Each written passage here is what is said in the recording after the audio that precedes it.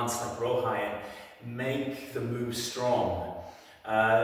You've got to get out of this idea of having to perform everything from a low stance or a high stance or long or short.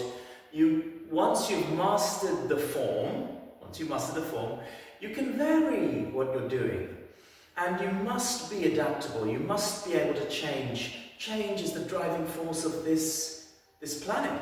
So, for instance, you can do the move like this, or even the first move. The first move is here, okay? Here.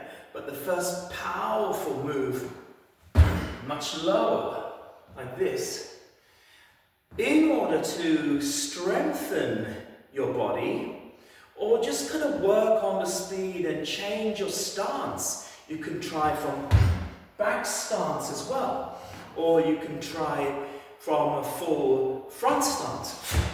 Okay, and think of other ways to apply this move as a strike, a lock, a hold of some kind, a throw, a block, anything.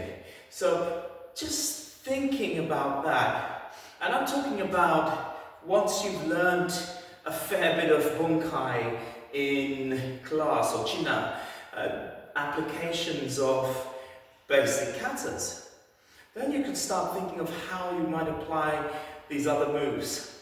And think of the application that your instructor has given you. But I mean, this one, for instance, so here we bring our body quite low to the ground, like this, and think of what that might be for.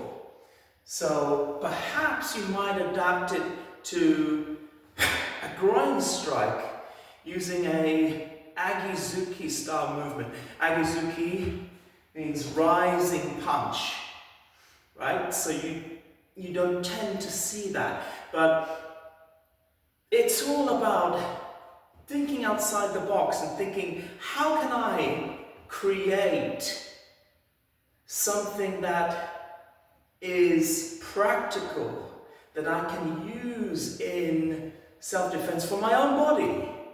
Because everyone's body is different. Everyone does things authentically.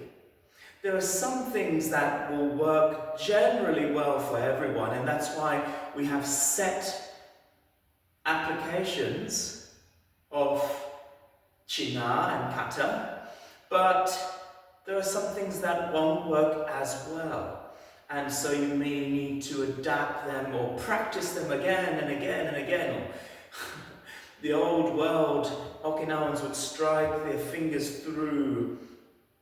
They'd start with sand and then little pebbles and then bigger pebbles. And we don't have time to do that. And I like my fingers the way they are. So at most I will do knuckle push-ups, makiwara, strikes, breaking boards, of course, after that, slowly tiles and things like that, and iron bone training, so those things. But I won't go so far as to strike through and ruin the appearance of my hands.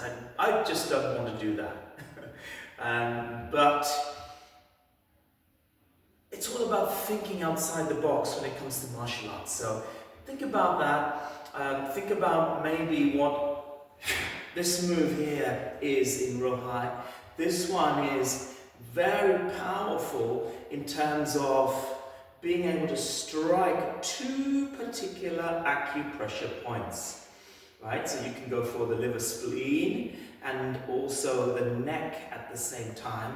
But there are so many ways you can use techniques like this in combat. Have a think about that.